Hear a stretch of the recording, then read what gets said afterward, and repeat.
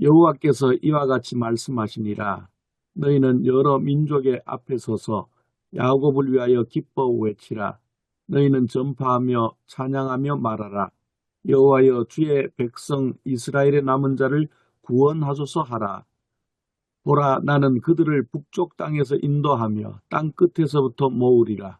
그들 중에는 맹인과 다리 저는 사람과 잉태한 여인과 해산하는 여인이 함께 있으며 큰 무리를 이루어 이곳으로 돌아오리라.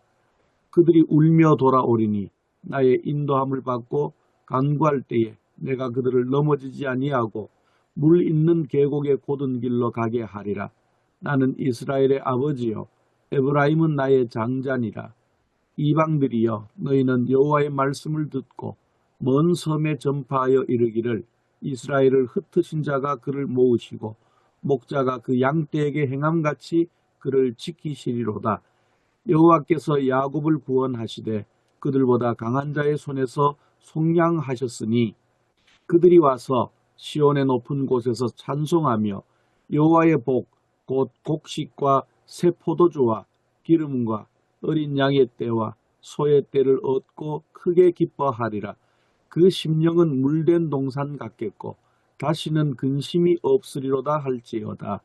그때의 처녀는 춤추며 즐거워하겠고 청년과 노인은 함께 즐거워하리니 내가 그들의 슬픔을 돌려서 즐겁게 하며 그들을 위로하여 그들의 근심으로부터 기쁨을 얻게 할 것임이라. 내가 기름으로 제사장들의 마음을 흡족하게 하며 내 복으로 내 백성을 만족하게 하리라. 여호와의 말씀이니라. 아멘. 2026년 첫 번째 주일, 신년주일 설교 본문이고요. 예레미야 31장 7절 14절 말씀 주시는 목사님께서 봉독해 주셨습니다.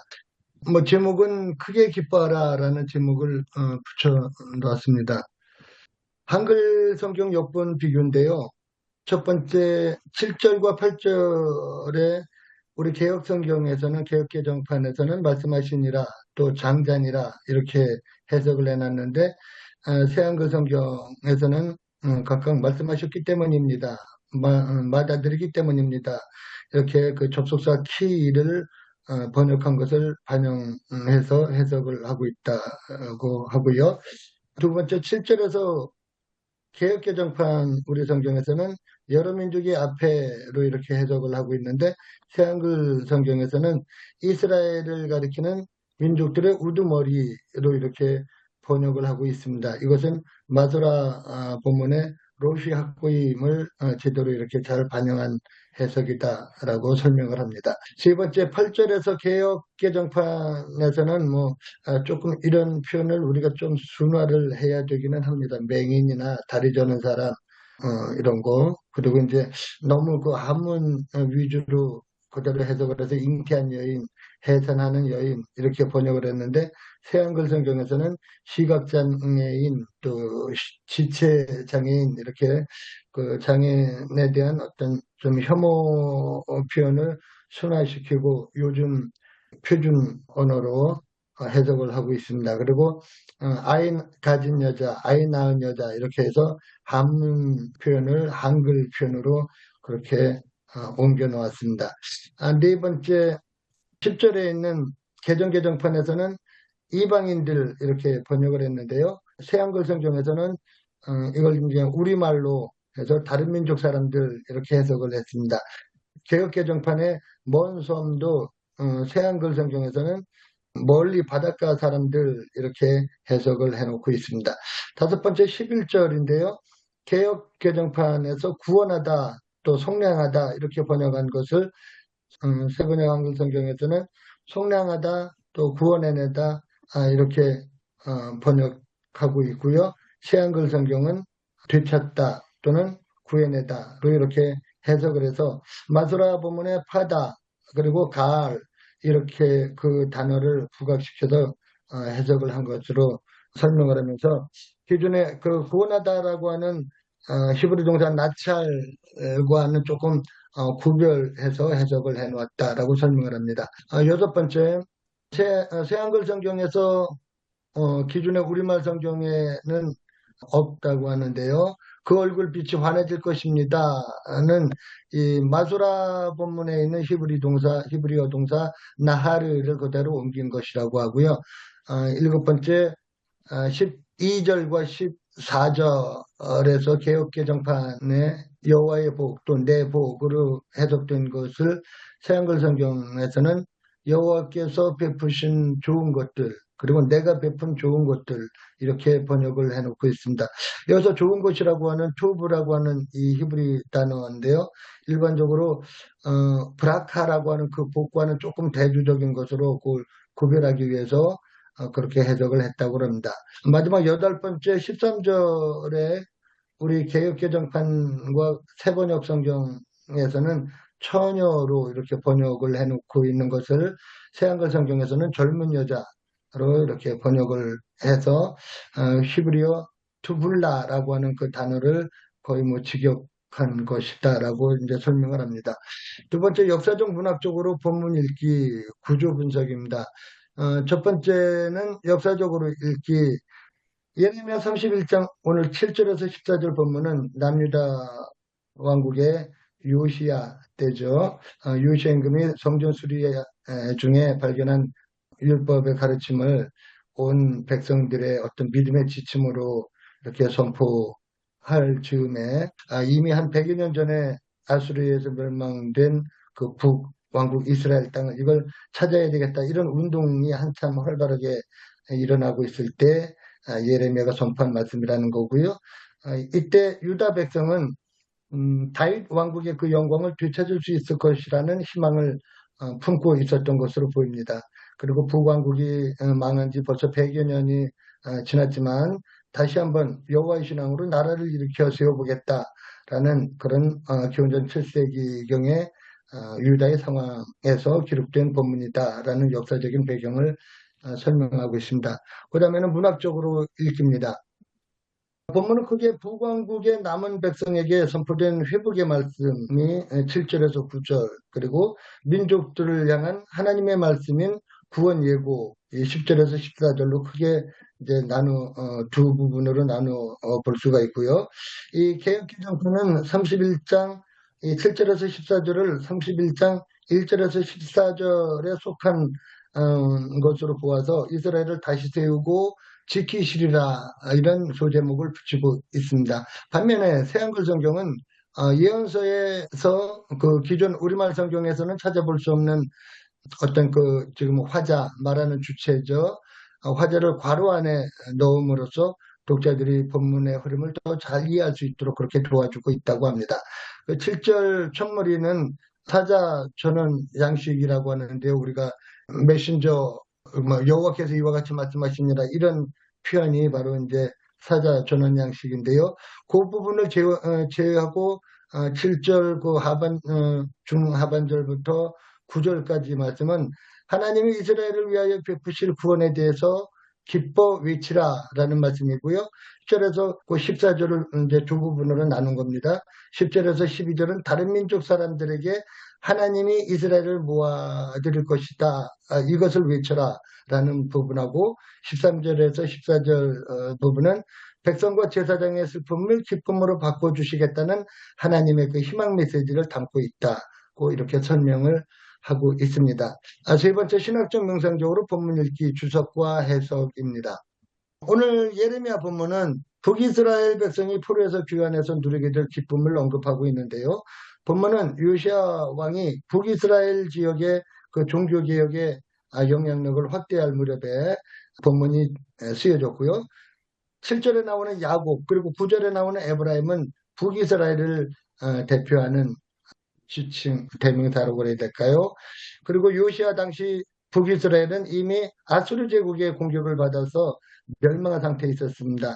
이런 상황에서 예레미야는 어떤 걱정과 두려움 가운데 있는 백성들에게 하나님의 유리의 말씀을 전하는 그런 목적으로 기록을 했다고 설명을 합니다. 두 번째, 예레미야가 야곱의 후손인 이스라엘 백성을 민족의 우두머리로 부른 것은 하나님이 이스라엘을 선택하셨기 때문이다 라는 신명기 7장 6절에서 7절 말씀을 근거로 말씀하고 있습니다. 또 여호와께서 보시기에는 이스라엘이 세계 민족들 가운데서 으뜸가는 그런 어떤 위치를, 그런 지위를 차지한다는 점을 암시하고 있고요. 예레미야는 또 하나님을 찬양하면서 이렇게 남은 자들을 구원해 달라고 간구하고 있는데요. 민족들의 우두머리 이스라엘과 또 남은 자 이스라엘 사이의 어떤 긴장 관계는 하나님의 약속의 성취를 통해서만 해소될 수 있을 것이다라고 제랄드 교수는 논문에서 밝히고 있습니다.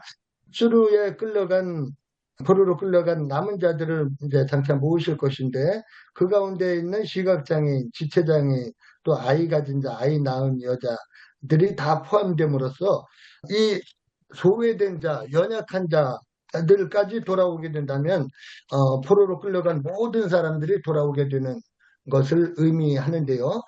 여기서 말하는 시각장애인, 지체장애인 뭐 이런 사람들은 하나님을 섬길 수 없는, 하나님을 섬기는 제사장이 될 수 없는 그런 형편이라고 그럴까요?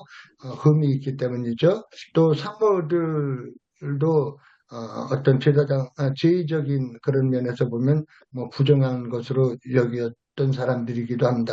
잉태한 여성, 해산한 여성에게는 참 이렇게 긴 여행이 쉽지는 않죠. 그런데 이런 여인들을 언급한 것은 그 구약의 창세기 35장에 나오는 라헬에 대한 어떤 오브랩이 아닌가 이렇게 제랄드 교수가 지적하고 있고요. 하나님이 모으시는 남은 자에는 그 잉태한 여인과 해산한 여인도 포함되는데요. 그것은 고단한 포로지에서 이루어지는 새로운 역사를 일구는 것이 얼마나 힘든 것인가를 강조하기 위해서 해산한 여자, 뭐 아이 가진 여자, 잉태한 여자, 해산한 여자들을 이제 등장시킨 것이다라고 이렇게 보고 있고요. 이스라엘이 회복되는 것은 하나님이 특별한 그 관심을 가지고 있는 그 약한 자들을 보호해 주시고 또 새롭게 그들로 함께 출발하게 하신다라는 것을 의미하면서 그렇게 이제 이스라엘 백성들이 포로에서 돌아오는 것은 포로 생활의 어떤 혼돈을 다시 어떤 창조 질서의 회복의 과정으로 귀환과 회복을 설명하고 있다라고 해석하고 있습니다. 세 번째, 하나님이 남은 자를 모으실 때 이스라엘 백성은 울면서 고국으로 돌아오게 되는데요. 돌아오는 이 포로들은 회개와 오랜 그 노역과 고통 때문에 울면서 돌아오게 된다라고도 해석이 가능하고요. 또 반대로 또 한편으로는 에브라임의 어떤 회개의 기도 때문에 울면서 돌아오는 것이다라고 이렇게 제럴드 교수는 설명을 하고 있는데 우리 박동영 교수님은 여기서의 울음은 어떤 글의 어떤 문맥으로 봤을 때 여호와께서 이스라엘의 남은 자에게 안전하고 또 전면적인 구원을 베푸시는 것에 대한 감사와 감격 그것을 기뻐하는 울음으로도 이해할 수 있지 않겠느냐 이렇게 예레미야 두 번째 그 논문에서 박동영 교수가 말씀하고 있습니다. 여기서 주목해야 될 것은 백성이 간절히 기도하는 동안 하나님께서는 그 기도를 들으시고 구원을 행하신다라고 하는 사실인데요. 눈물 흘리는 백성을 불쌍히 여기시고 기도하는 사람의 믿음의 사람을 물이 많은 그 시냇가로 풍족한 시냇가로 인도해 주시고 길에서 넘어지지 않도록 그렇게 지켜주시는 이유는 하나님이 이스라엘의 아버지이기 때문에 그리고 에브라임은 하나님의 자녀이기 때문이다 라고 이렇게 설명을 하고 있습니다. 그리고 네 번째 백성에게 하나님께서 베푸실 그 구원을 열망하라고 명령을 하고 있는 예레미야인데요. 이제 멀리 바닷가 사람들에게 구원을 알려라. 그리고 이스라엘을 구원하시는 하나님은 우리의 목자가 되시고 속량자가 되시고 구원자가 되신다. 그리고 하나님이 목자가 되어서 흩어진 백성을 모으시고 속량자가 되어서 우리를 속량해 주시고 구원해 주실 때 백성이 시온의 높은 곳에서 찬송하게 될 것이다. 그리고 시온의 높은 곳에는 성전이 있는 곳을 의미하는데요. 하나님이 백성을 구원하시는 이유는 어떤 예배의 회복을 위해서 하나님께서 그의 백성을 구원하시는 것이다. 이렇게 해석을 하고 있습니다. 이 믿음의 사람은 물된 동산에 심겨진 나무들처럼 마르지 않고 철을 따라서 열매를 맺는 것처럼 시온산에 오른 사람들에게는 하나님의 복이 끊이지 않고 또 철 따라 의의 열매를 계속해서 맺게 될 것이다 라고 해석을 하고요. 하나님께 연결되어 있는 어떤 하나님께서 우리에게 이렇게 연결돼서 공급해 주시는 영양분을 우리가 뭐 링거로 맞는 것처럼 하나님의 영양분을 공급받는 사람의 그 삶이 회복되고 슬픔이 변해서 기쁨이 되는 그런 모습을 우리가 상상해 볼 수가 있겠고, 그리고 하나님께 어떤 제사를 집전하는 제사장의 마음을 흡족하게 하시고, 이건 제사장에 대한 수고와 어떤 그 하나님의 일을 하는 사람에 대한 어떤 대가를 하나님께서 주시기 위해서 그들의 마음을 흡족하게 하시고 하나님이 주시는 복으로 만족하게 하시고 그런 걸 말씀하시는 것은 마치 요한복음 7장 38절에 언급하는 나를 믿는 자는 뭐 급여에서 생수의 강이 흘러나리라 하신 그 말씀을 인용하면서 설명을 하고 있습니다. 마지막 다섯 번째에는 물된 동산이 나오는데요. 또 열거된 여러 가지 뭐 곡식과 새포도주, 올리브 기름, 새끼 양들, 뭐 소떼 이런 것들이 이제 언급이 되고 있는데, 이건 기본적인 그 하나님의 백성들이 이렇게 섭취하고 먹고 마시고 생활에서 필요한 그런 일용할 양식들, 음식들을 말하면서 하나님의 예배에서 드려질 어떤 제물로도 이런 것들이 제시되고 있다고 설명을 합니다. 그리고 그 성전에서 나온 물, 뭐 시편 46편 5절이나 에스겔 47절에 나오는 이 물은 뭐 우리가 잘 아는 건데요. 또 그 창세기 2장에 나오는 그 네 강으로부터 흘러나와서 그 땅을 적셔서 에덴 동산을 풍요롭게 했던 그 물과도 연상이 되고요. 어쨌거나 여호와의 백성이 물된 동산 같다라는 이 표현은 이사야 58장 11절에 또 다시 한번 나옵니다. 물된 동산. 그래서 여호와의 백성이 삶의 원동력을 여호와께로부터 넉넉히 공급받고 있다라는 것을 뜻한다고 박동원 교수님은 주석하고 있습니다.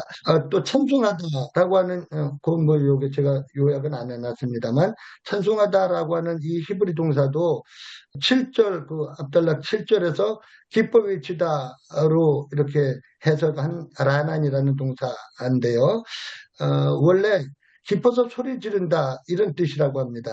그리고 14절 첫 부분은 제사장들이 제사의 그 식사 시간에 차지하는 그 제사장들의 몫을 상징적으로 이렇게 암시하는 것으로 볼 수 있다라고 설명을 하고 있습니다. 그리고 12절에서 심령, 또 14절에서 마음으로 이렇게 해석한 히브리어 단어 네페쉬라고 하는 것은 어떤 하나님의 사람에게 주시는 생명력을 뜻하는 것인데, 그냥 여기서는 사람 그 자체를 가리킨다라고 이렇게 설명을 하고 있고, 새 한글 성경에서는 그 네페쉬를 기운으로 일치시켜서 번역하고 있다고 합니다. 마지막 네 번째 본문 주석의 설교 적용입니다. 뭐 쭉 읽어보시면 알겠습니다만, 하나님과의 관계를 새롭게 정립한 백성은 물된 동산에 심겨진 나무와 같다라는 것이고요. 2026년 새해는 이제 새 첫 주 설교이기 때문에 2026년 새해는 시온의 높은 물된 동산이 되기를 바란다, 이런 메시지를 담았으면 좋겠다는 거고요. 마지막 세 번째는 성탄의 기쁨을, 이제 성탄절 두 번째 주일이니까 성탄의 기쁨을 계속해서 누리는 기쁨의 한 해가 2026년 기쁨의 한 해가 되기를 바란다, 이런 내용으로 본문을 구성했으면 좋겠다고 제언하고 있습니다. 김선종 목사님께서 주석을 하셨고요.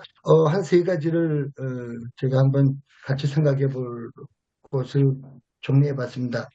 누구라도 소외된 사람이 없이 모든 이들이 함께 구원에 동참하는 이 하나님의 방법이고 하나님이 원하시는 것인데, 오늘날의 교회가, 또 오늘날의 우리 목회가 누구라도 소외된 사람 없이 모두를 다 동참시키고 있는가, 그렇게 하려면 어떻게 해야 되는 것인가라는 것하고요.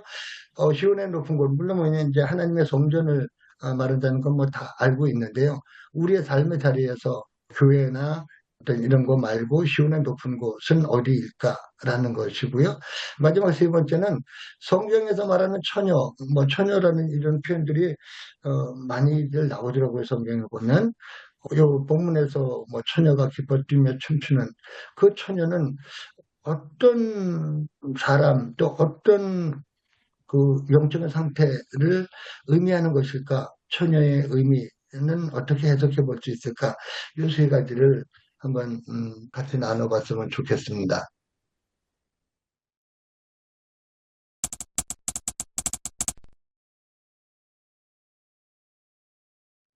오늘 그 본문은 신년주일로 되어 있는데요. 절기상으로는 보통 신년주일은 대부분의 경우 보면 성탄절 후 둘째 주일 이렇게 되는 경우가 많습니다.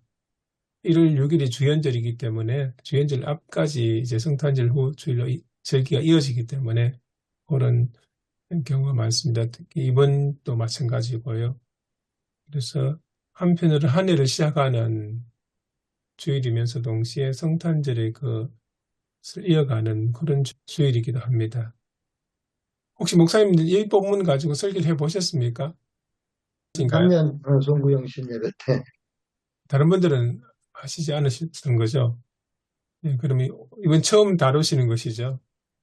일단 먼저 좀 생소한 본문이실 것 같은데 이 본문의 배경하고 내용을 좀 먼저 이해하는 것이 필요할 것 같다는 생각이 듭니다. 아마 처음 읽으면 어떤 배경에서 나온 말씀인지 이해하기 어려우실 것 같기도 하거든요.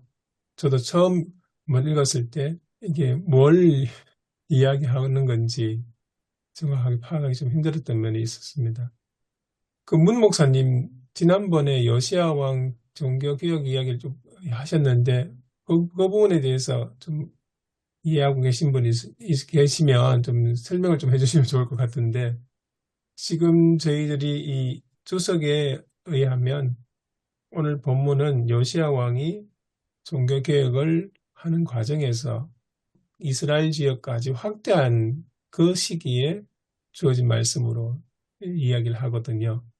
그래서 이 말씀의 주요 대상들은 북이스라엘인으로서 아수리의 포로로 잡혀간 사람들, 그들을 향한 말씀이기도 하고요. 다 읽고 나서 좀 들었던 궁금한 점은 오늘 이 말씀처럼 북이스라엘이 아수리의 포로로 잡혀갔던 사람들 중에 돌아온 사람이 있는가 하는 질문이었거든요. 오늘 보면 굉장히 기쁨의 눈물을 흘리면서 돌아오야 할 것이다는 그런 말씀도 있고 하는데 주석하고 본문을 다 읽고 난 뒤에 든 생각이 그거였습니다. 과연 이때 아수르에 잡혀갔던 사람들 중에 바벨론 포로 유수에서 돌아온 유대인들처럼 돌아온 사람도 있을까? 예루살렘에 돌아와서 하나님 성전에서 예배드리고 기뻐 찬양했던 사람도 있을까? 그런 생각이 들었습니다. 그래서 당시의 배경이 좀 어떻게 되는지 궁금해서 질문 드렸습니다. 뭐 배경이라기보다 아직 일어나지 않은 일에 대한 말씀이잖아요. 네, 근데 뭐 우리가 알기로는 북이스라엘 사람들은 돌아온 사람들이 별로 없지 않나요? 거의 없고 북이스라엘 열 지파는 사실 흩어지고 없어졌다고 봐야 되잖아요. 소수가 좀 남았겠지만 그러나 전체적으로는 다 그들은 또 혈통을 중하게 생각하니까 다 섞이고 이래갖고 그러니까 지금 오늘 말씀은 뭐 북이스라엘을 확대해서 돌아온다고 했지만 어떻게 보면 말씀이 이루어지지 않은 거네요. 지금 이 예레미야 우리가 지난번에도 몇 번 했는데 되게 어렵게 했는데 또 예레미야니까 약간 숨이 막히는데 더구나 지금 북이스라엘에 대한 북이스라엘 백성들도 돌아온다라는 기대에 대한 말씀인데 역사적으로는 그게 이루어지지 않았고 이런 상황에서 이걸 어떻게 설명을 해야 될까 고민이 많이 되네요. 저는 이번 성탄절 본문이 디도서 3장 4절에서 7절 말씀이었잖아요.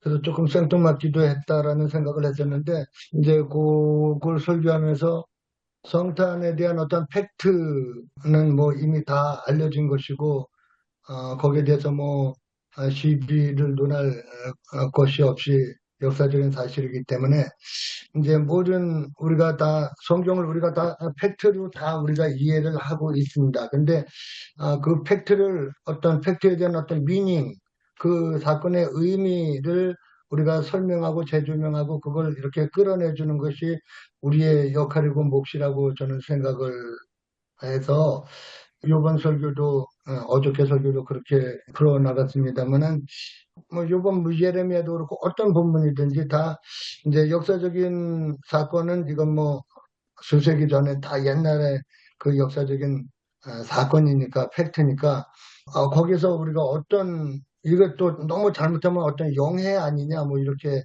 알레고리칼한 그런 해석이 아니냐라고 생각할 수도 있습니다만 그래도 어떤 그 역사와 성경에 기록된 이스라엘의 역사와 선지자의 예언에 대한 것을 그 의미를 우리가 찾아내 주는 것이 필요하다라고 생각을 해서 오늘날로 보면은 우리가 다 뭐 북이스라엘에 뭐 이미 100년 전에 예레미야 당시에 다 끌려가고 멸망됐던 그 북이스라엘이라고 한다면은 오늘날의 우리의 모든 삶의 모습들은 하나님의 대적이죠. 사탄에 의해서 다 종으로 끌려가고 잡혀가고 다 이렇게 흩어지고 막 이런 아주 처참한 그런 영적인 모습인데 하나님께서 다시 모아주시겠다. 다시 회복시켜 주시겠다.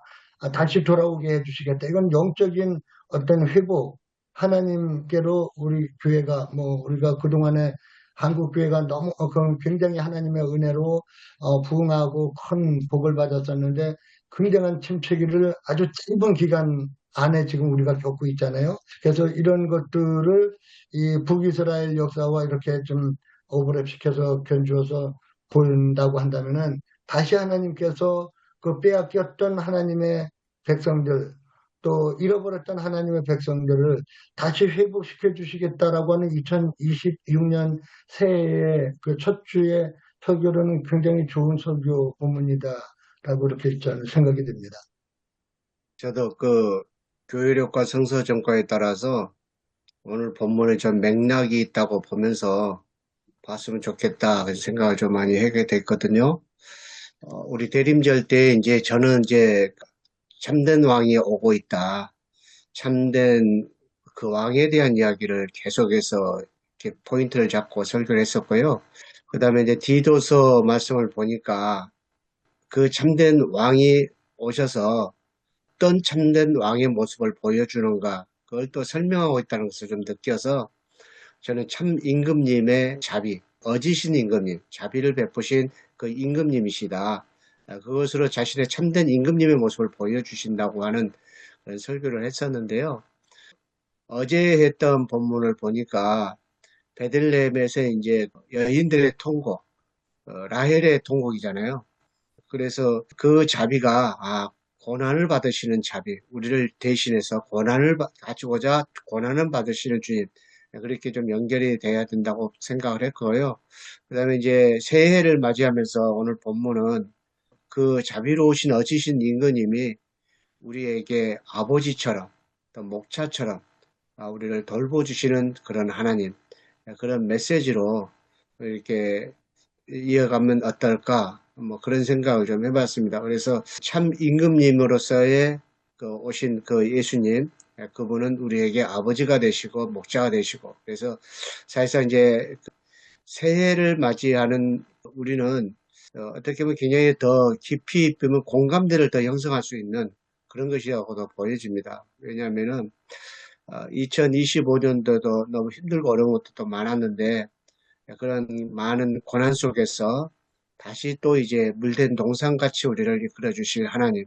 그래서 오히려 그 고난 속에서 다시 또 우리를 아버지처럼 목자처럼 이끌어 주실 하나님에 대해서 우리를 붙들어 주시고 살 것에 대해서 희망을 다시 줄 수 있는 그런 메시지로 갈 수 있지 않을까 뭐 그런 생각을 좀 해봤습니다. 역사적인 배경을 가지고 이게 결과가 어떻느냐, 그렇게 되게 된다면은 뭐 답이 나올 수가 없죠. 에레미야만큼 예언이 틀린 사람은 또 없다. 그렇게 이야기할 수 있지만, 그렇지만 우리가 이제 그런 메시지 각도보다는 하나님에 대해서 어떤 분이었는가, 또, 제가 이제 우리 천정현 목사님 올렸던 거, 제가 그게 굉장히 감동을 받았거든요. 그래서, 이게 보니까 그 이야기가, 이게 지금 이거하고 같이 연계되는 거예요. 이게 지금 그 곡이 지금 이제 아수리의 포로로 잡혀간 젊은이들에 대한 라마에서의 통곡. 오늘 예레미야 31장이거든요. 그래서 이제 라헬은 이제 북이스라엘의 국모. 그래서 국모는 이제 그 라헬은 이제 북왕국의 베냐민 요셉 지파의 그 어머니잖아요. 그래서 북왕국의 국모로 이렇게 얘기해지는데 국모가 통곡하는 그런 이제 통곡인데 이 국모의 통곡을 마태복음은 베들레헴의 아이들이 죽었을 때 그 어머니들의 통곡과 똑같이 보았던 것 같아요. 그래서 그 어머니의 통곡. 그러나 이 순환을 예수 그리스도께서는 십자가에서 골고다에서 직접 짊어지시고 또 하나님께서 십자가에서의 통곡. 그러나 거기서 이제 구원의 새 생명의 문을 여시는 하나님. 그 곡을 이렇게 쓰신 거라고 보여지는데 저는 이 곡이 우리 어제에 있었던 본문과 또 오늘 에레미야 31장의 말씀을 이제 같이 꿰뚫어주는 진짜 그 깊이 있는 그런 이제 신학적인 노래가 아니었는가. 아무튼 뮤지컬식으로 만들어진 곡인데 AI로 만들었다고 하더라고요. 그 곡을 제가 직접 이제 그 곡을 만드신 분한테 전화해가지고 물어봤습니다. 어떻게 만드신 겁니까? 그냥 자기가 썼다 이렇게 하시고 AI로 이렇게 곡을 만들어서 이렇게 했다 그래요. 근데 아무튼 제가 굉장히 깊이 있는 통찰력이 있는 그런 노래였다. 저 하여튼 뭐 계속해서 들으면 들을수록 이렇게 마음에 감동이 오더라고요. 아무튼 그런 맥락이 아닐까 좀 그런 생각을 해봤습니다. 저는 이제 역사는 이렇게 만약이라는 말을 붙이면 안 된다고 하는데 그 신앙인의 입장에서 한번 이런 생각을 해보게 되는데요. 오늘 그 배경이 요시야 왕의 종교개혁이 북이스라엘 지역까지 확장하는 그 배경 속에서 나온다고 그러지 않습니까? 근데 요시야 왕은 또 이제 일찍 죽지 않습니까? 그래서 만약에 요시야 왕의 그 종교개혁, 이스라엘 유대인들의 갱신이 더 지속적으로 이어지고 확장되었다라면 오늘 예레미야가 했던 그 말씀이 그대로 이루어지지 않았을까 그런 생각을 해보게 됩니다. 그러면서 이제 그 역사 속에 실제로 뭐 이루어지지 않았다고 해서 그게 우리의 교훈이 안 된다는 건 아닌 것 같고요. 제 생각에는 오히려 반면교사 같은 것이 될 수 있지 않을까.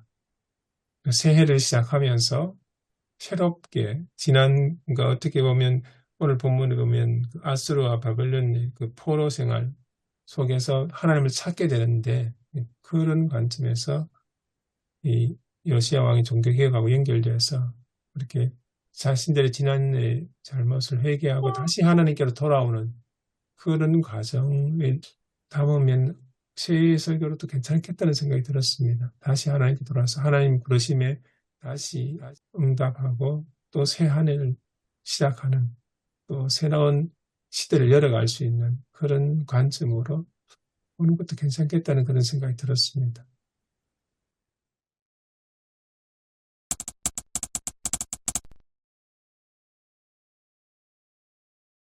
여기 그 주석하신 글 중에 135쪽 제일 밑에 문단의 첫 번째 문장이 참 인상적인데요.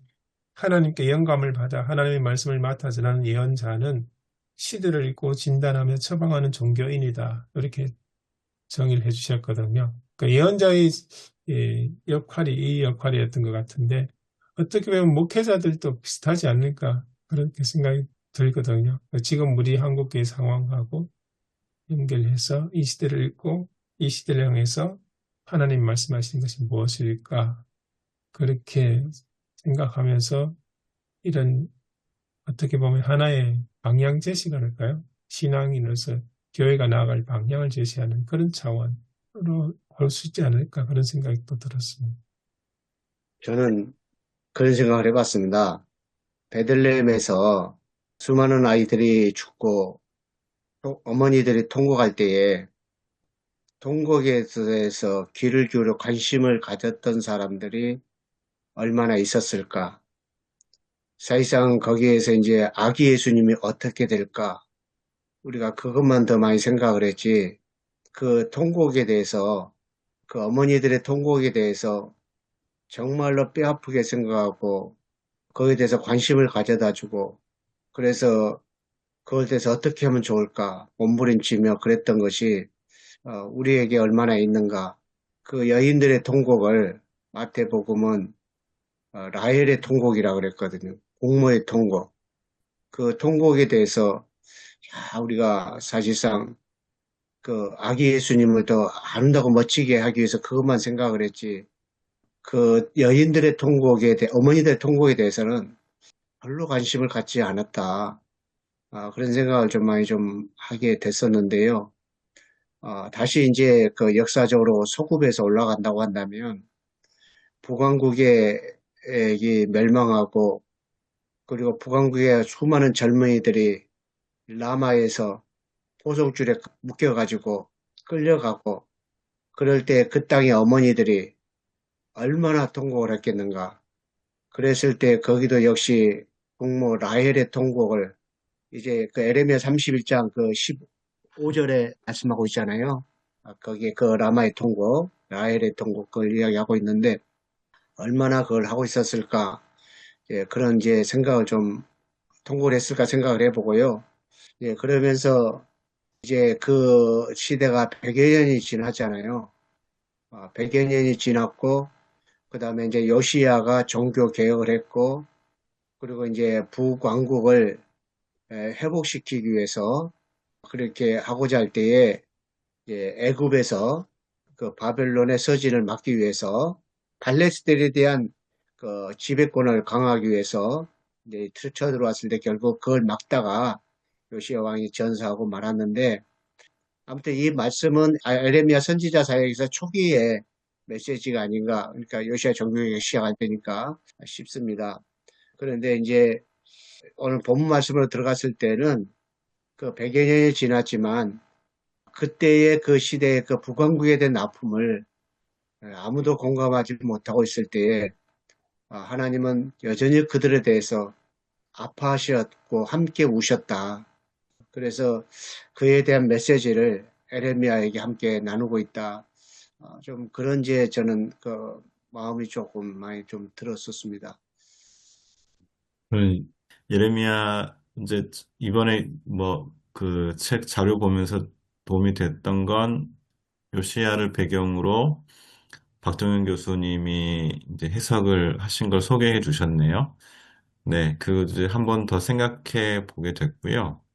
제가 이제 그 구약 성경, 신약 성경도 마찬가지긴 한데 일단 해석의 첫 번째 전제는 누가 읽는가, 독자가 누구인가를 저는 더 현실적으로 중요하게 생각해요. 그러니까 저자가 누구인가를 생각하면 오히려 수렁에 빠질 수가 있지 않나 싶어서 예레미야도 지금 그 여러 일관된 흐름이라기보다도 액자식 구성처럼 이렇게 파편처럼 이렇게 예레미야서가 진행이 되는 면도 있고 또 워낙 오래된 문서이기 때문에 저자와 당시의 시대적인 상황을 살피는 거에 이제 어려움이 좀 있잖아요.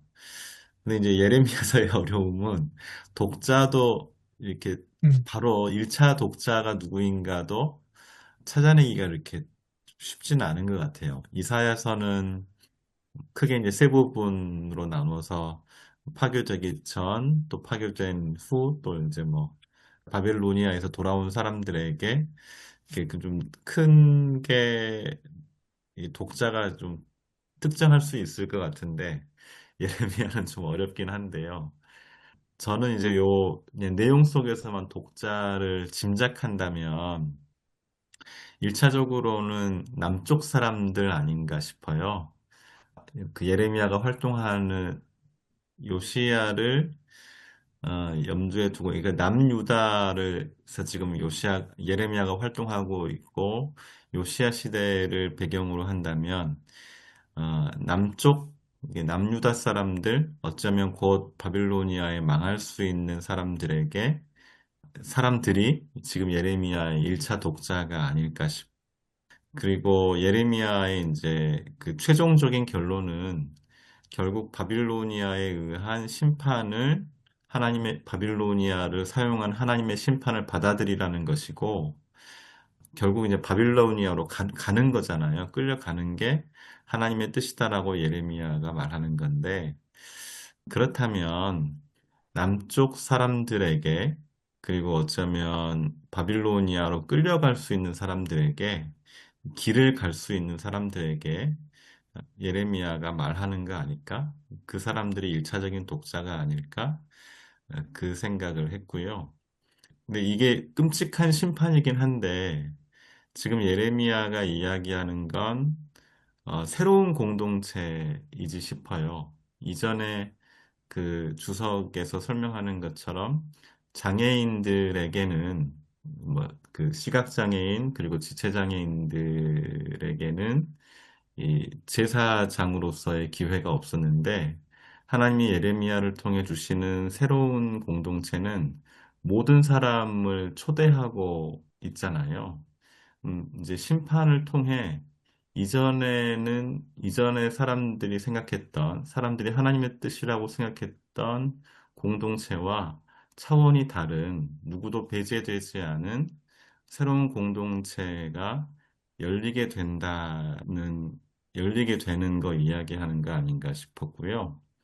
또 하나 이제 그 라헬의 이제 뒷부분까지 주석을 해주시면서 이제 문재선 목사님도 라헬 이야기해 주셨는데, 라헬이 이동을 하면서 그 자식을 잃게 되잖아요.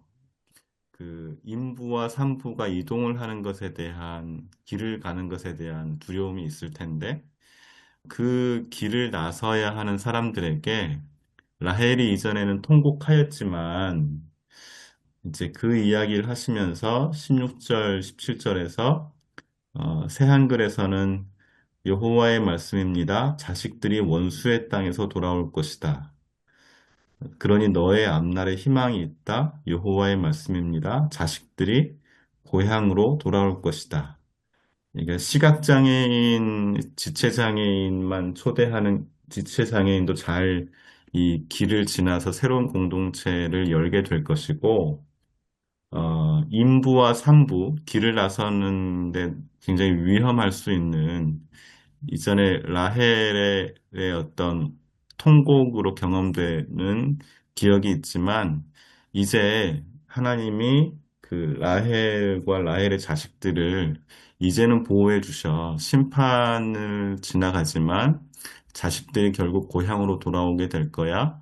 바빌로니아로 가는 여정, 그리고 바빌로니아에서 다시 돌아오는 여정 중에도 인부와 산부까지 하나님이 다 초대하셨어.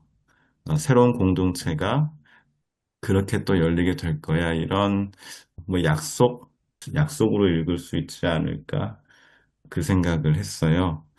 저한테 이제 그 좀 설교로 바로 좀 생각 이어진다면, 제가 이제 저희 모임에서 이제 장애인들을 만나니까요. 지난 토요일에도 이제 발달장애인 청년들 모여서 송년 모임했는데, 장애인들을 이제 초대하는 하나님, 그리고 이제 장애인 부모님들의 고통이 되게 이제 크잖아요. 근데 그 어머니죠. 어머니들의 고통이 큰데, 아버지 뭐 어머니들의 고통이 큰데, 그 자식들이 고향으로 돌아오는 이야기, 이 이야기는 되게 따뜻하고 좋다. 새로운 공동체에 대한 이야기 할 수 있겠다 싶었고요.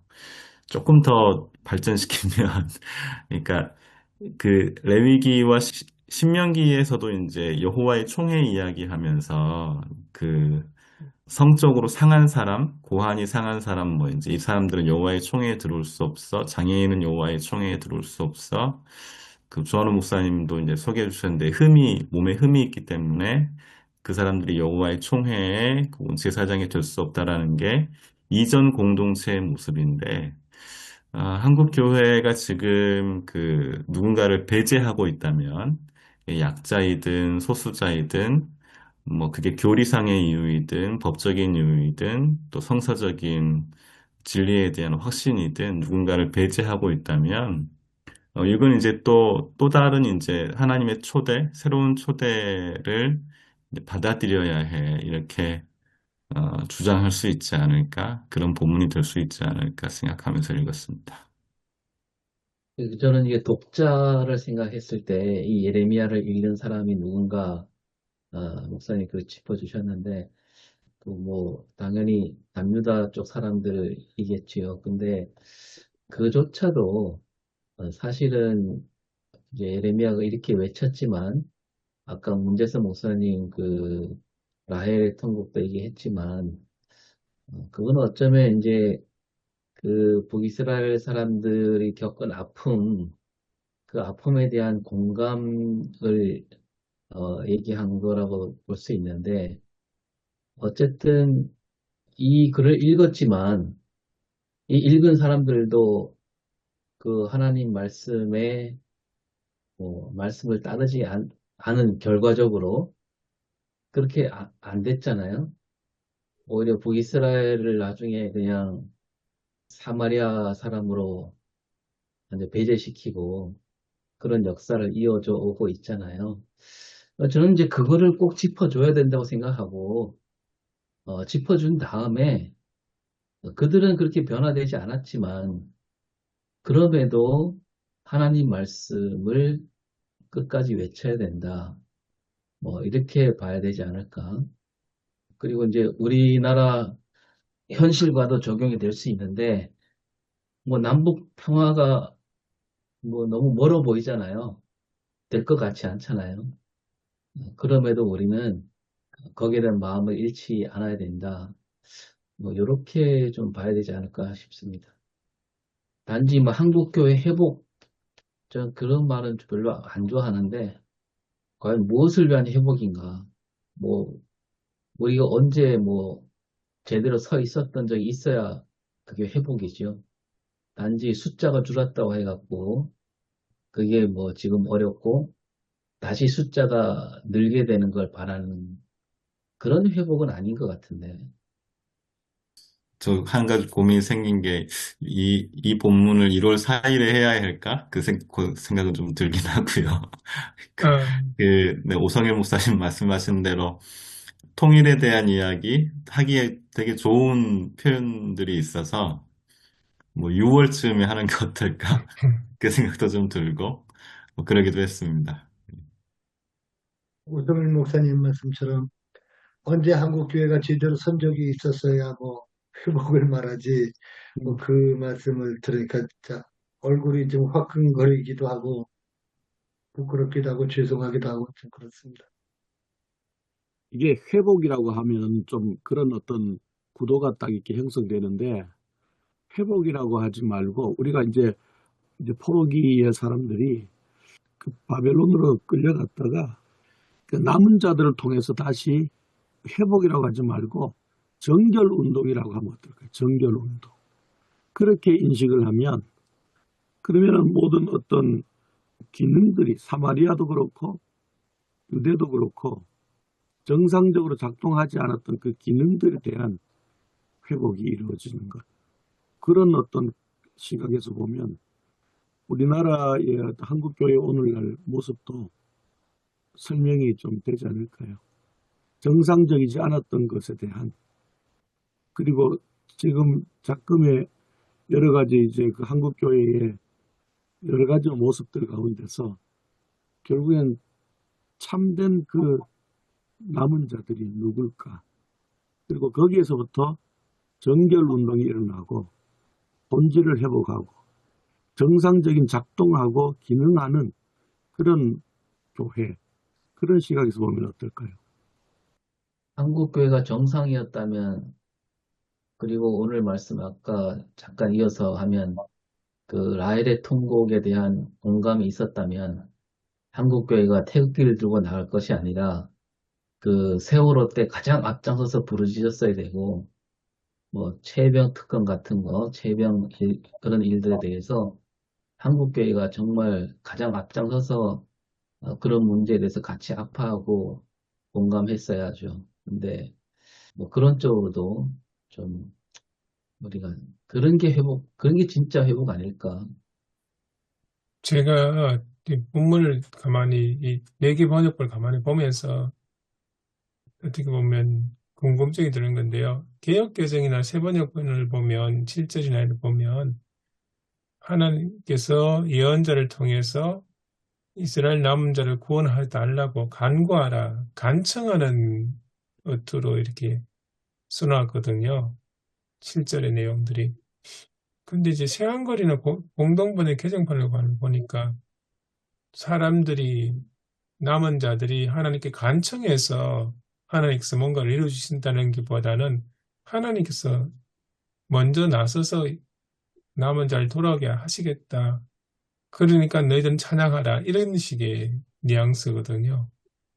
그래서 번역, 제가 보기에는 번역본상에 너무 이렇게 큰 뚜렷한 차이가 있어서 우리가 하나님께 기도해서 간구해서 하나님께서 놀라운 응답을 이루어 주시는 것을 이해를 하는 게 맞는 건지, 아니면 하나님께서 이 남은 자들을 향해서 먼저 이루시는 그 일에 대해서 우리가 찬양하고 감사하는 게 맞는 건지, 본문을 보여 조금 번역본에 따라서 차이가 난 것 같아가지고, 그래서 목사님들 생각은 어떠신지 궁금해서 저는 한번 말씀드렸습니다.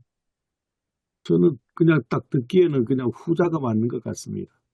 하나님께서 여러 예언자들과 모든 사람들을 통해서 이미 경고도 많이 하시고 주변 나라들을 사실 징계의 도구로도 많이 사용하시고 그러다 하다 안 되니까 하나님께서 또 심판하시고 그러면 깨닫잖아요. 또 정결운동도 일어나잖아요.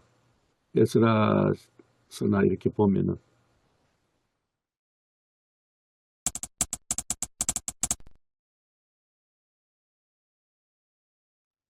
하여튼 오늘 이 본문을 가지고 다가오는 신년주일 첫 번째 주일이지 않습니까? 설교해야 되는 게 이제 목사님들 고민이 있으실 것 같은데 쉽지 않을 것 같다는 생각이 많이 듭니다. 본문 보면서. 좀 고민이 좀 되는 것도 사실이에요. 저는 이제 새해 첫 주 설교로 굳이 이제 이렇게 맞춰 본다면 지금 제목을 크게 기뻐하리라고 했는데 지금 뭐 주체가 없잖아요. 주어가. 근데 요게 하나 더 넣어서 크게 함께란 말을 넣었으면 좋겠다는 생각이 들고 지금 이제 성구 영신 예배 끝나고 이제 돌아온 주일이 될 텐데 이 성구 영신 예배 보면 다들 어떤 그 뭐 기도 제목 내기도 하고 뭐 새해 복을 빌기도 하고 그러잖아요. 근데 그런 것들이 한국 교회는 지나치게 개인에 맞춰져 있거든요. 그래서 자기와 자기 가족에 대한 올해 소망, 그걸 이제 기도 제목이라고 써서 이제 내기도 하고 또 뭐 그에 따라서는 그 기도 제목에 따라서 머리에 손 얹고 기도해주고 그러면서 목회자로서의 또 권위도 세우고 그런 일들이 벌어지고 있는데 이 본문을 보면서 어차피 이 본문은 어떤 개인에게 주는 말씀이 아니고 이스라엘 공동체 전체에게 주는 말씀인데 이 말씀 통해서 우리가 좀 남다르게 새 소망을 가질 때 나와 내 가족에 머물지 말고 좀 이렇게 멀리 바라보고 꼭 뭐 6월에 뭐 통일 얘기하면 좋겠지만 올해 소망을 좀 남북 간의 평화를 비는 그런 마음가짐으로 결단을 하고 나보다는 라헬처럼 울부짖는 사람들 그런 사람들을 돌아보는 그게 내 소망이고 그게 올 한 해 내 기도 제목이다. 이런 식으로 좀 연결하면 그럴 생각이 약간 좀 들었습니다. 복에 대한 이제 우리 인사할 수 있을 텐데요. 그러니까 뭐 저는 이제 복은 이제 잘 먹고 잘 사는 거가 그냥 뭐 얼른 생각나는 복이라면 장애학에서 이제 이야기할 때 장애인들이 갖고 있는 특수성이 해결되면 비장애인들의 보편적인 어려움도 함께 해소된다고 주장을 해요. 그러니까 뭐 예를 들면 장애인들이 경제적으로 어려움이 없는 사회 구조를 만든다면, 그러니까 지금 이제 뭐 장애인들은 법적으로 최저임금 적용을 받지 못하거든요.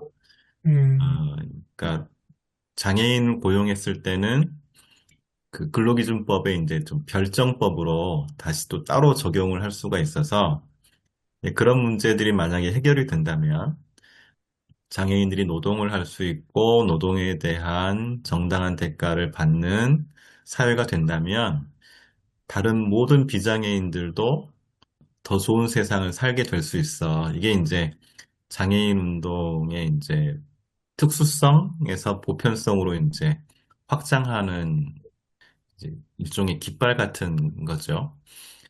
뭐 이제 저는 이 예레미야서 지금 요 내용이 그런 이야기 담고 있지 않나 싶어요. 이게 특수한 상황에 있는 사람들이잖아요. 북쪽에서 지금 아시리아의 침략을 받아서 흩어져 버린 사람들 중에 소수 남은 사람들이 잘 살게 된다면 이쪽으로 넘어와서 잘 먹고 잘 살게 되는 이 우리 공동체가 된다면 북쪽 사람들도 잘 먹고 잘 살 수 있다면 여기 남쪽에 있는 기왕에 있었던 선주민들은 당연히 잘 먹고 잘 사는 공동체가 된다. 뭐 이런 특수성의 해결로 보편 가치를 확보하는 이야기 할 수 있지 않을까? 그러면 이거는 막 부담을 주는 거라기보다도 당위적으로 이렇게 해야 해. 이게 윤리적인 가치야라는 것보다 거기서 머물지 않고 이 또한 우리한테 이익이 된다라고 이야기 풀 수 있지 않을까 생각도 듭니다. 그 목사님 시간 되시면 그 장애인들에 대한 어떤 시급한 어떤 이루어져야 할 어떤 그 제도나 법이나 그런 것들을 좀 알려주시면 제가 좀 참고 좀 하겠습니다. 저는 아까 얘기 이어서 우리 교인들한테 그 새해 소망이나 기도 제목을 새해는 누구와 함께 기뻐할 것인가 그런 의미로 담아서 남북 평화도 될 수 있고 장애인도 될 수 있고 한 사람씩 올해는 한번 다른 기도 제목 말고 이걸만 놓고 한번 1년 동안 해보자. 그렇게 하려고 그래요. 내 기도 제목은 좀 내려놓고 그 하나님께 맡기고 누구와 함께 기뻐할 것인가. 제목도 그렇게 하면 좋겠다 생각 드네요. 예, 저도 처음에 이제 설교의 포커스를 예레미야 당시에는 이게 실현되지 않았지만은 그래도 좀 미래적인 회복에 포커스를 맞출까 이런 생각도 했는데 오늘 토요 과정을 보면서 9절인가요? 9절과 이제 12절에 보니까 뭐 울고 뭐 기쁨, 즐거움. 그래서 설교의 어떤 그런 제목이랄까요? 어떤 정한다면은 뭐 함께 울고 함께 기쁨을 향하여 이렇게 이제 제목을 이제 설정한다면은 그러면 이제 그 당시도 그렇고 현재 우리 시대도 기쁨을 잃어버린 사람들 그러니까 네, 문제 제기죠. 예, 기쁨을 잃은 그 당시의 백성들 또 오늘 우리 시대에 기쁨을 잃어버린 사람들 그렇게 문제 제기를 하면서 그러면 그 문제의 원인이 뭘까? 문제 원인을 그 당시도 그렇고 우리도 그렇고 좀 문제 원인 결국은 뭐 백성들이 자기 길을 갔잖아요. 하나님을 떠나고 마찬가지로 오늘 우리 현실도 한번 보고 그렇다면은 이제 이 현실은 우리가 해결하지 못하니까 결국은 하나님이 해결해야 되는 상황인데 그래서 8절에 보니까 내가 그들을 포방해서 인도하여 하나님의 해결 이제 하나님께서 흩어진 자들을 모은다. 마찬가지로 우리 시대에도 흩어진 사람들잖아요. 뭐 같이 있으나 좀 우리 뭐 한국도 그렇고 뭐 이 나바 내부적으로도 그렇고 좀 흩어져 있으나 결국 하나님이 해결해야 될 상황. 그럼에도 불구하고 오늘 우리의 결단은 무엇일까? 정말 성서에서 결단이 제시 안 되었지만서도 결국은 오늘 우리의 결단이 무엇일까? 이렇게 설교 포커스를 이제 맞춰가면 그냥 함께 울고 함께 기쁨을 향하여 그새 좀 무거운 마음이지만서도 좀 회복은 오히려 뜬구름 잡을 수 있겠다. 그래서 함께 울고 함께 기쁨. 그 바울이 그런 말했죠, 그죠? 함께 우는 자와 함께 울고. 예, 그 생각이 들어가지고 함께 울고 함께 기쁨을 향하여 나아가자. 그런 이제 새해가 되자. 이렇게 설교 방향을 좀 붙잡아 갈까 생각이 듭니다.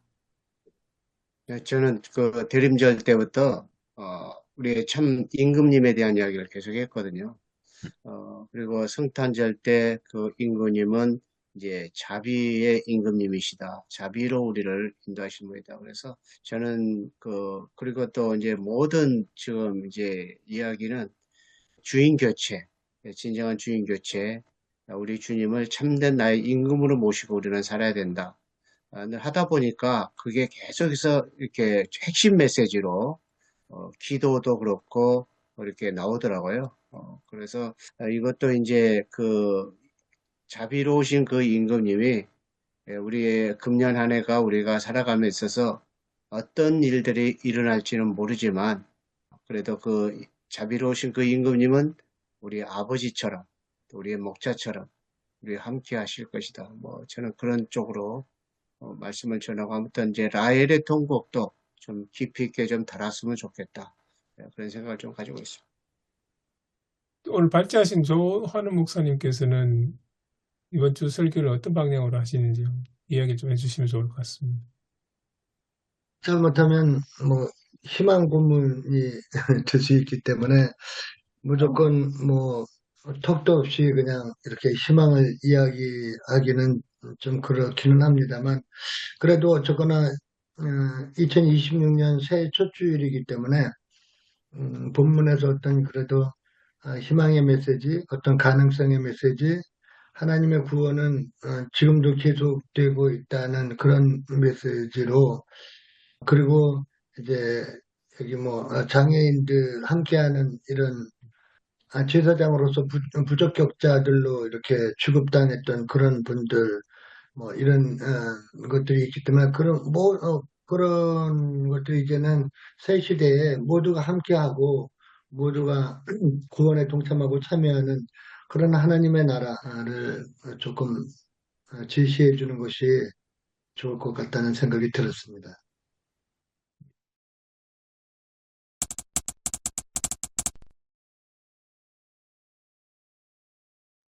하나님 아버지 감사합니다.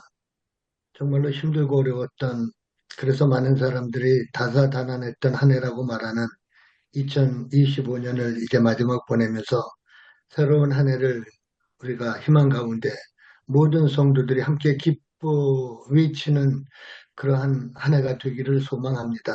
그리고 하나님께서 또 그렇게 하라고 말씀하신 것을 우리가 받게 됩니다.